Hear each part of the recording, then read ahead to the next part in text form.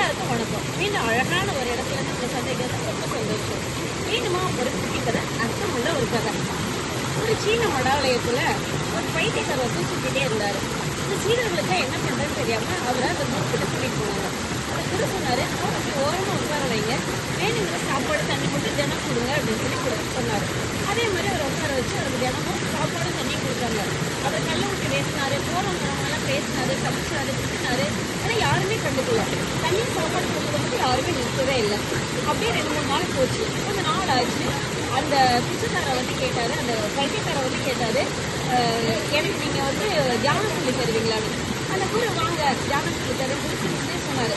சீடர்கள் தான் பயங்கர ஆச்சரியம். எப்படி இவர் இப்படி மாறி போனாருன்னு சொன்னாரு. இப்படிதாங்க வாழ்க்கையும், போறவங்க வரவங்க, அவங்களை சுற்றி இருக்கவங்க, அவங்களை பிடிக்காதவங்க, அவங்களுக்கு குறைஞ்ச போனவங்க எல்லாரும் நம்மளால வார்த்தைகள் தள்ளி விட்டுருவாங்க, சவிப்பாங்க, திட்டுவாங்க. எதுவுமே நீங்க கண்டுக்காதீங்க, நன்மைகளை மட்டும் கொஞ்சம் கடந்து போய்கிட்டே இருங்க, தானாவே அதெல்லாம் அமைதியாயிரும் அப்படின்னு சொன்னாரு. அவங்களை சுற்றி நிறைய பேர் இருக்காங்களா, கத்துக்கோங்க எப்படி அவங்கள நம்ம ஹேண்டில் பண்ணணும்னு சொல்லிட்டு. வாழ்க்கை ரொம்ப அழகானது.